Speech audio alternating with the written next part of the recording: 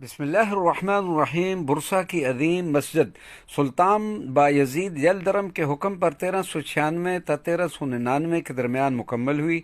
इस मस्जिद शरीफ की खसूसियात में से एक खसूसियत यह भी है कि इसमें बैतुल्लाह शरीफ के दरवाजे का मुकम्मल गिलाफ मौजूद है।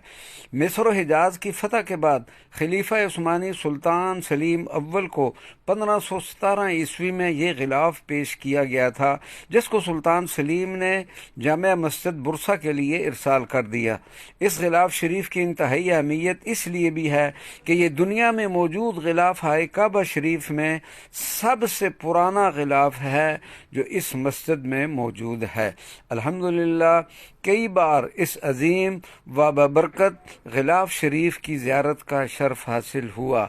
अल्हम्दुलिल्लाह अला ज़ालिक व शुक्र लिल्लाह।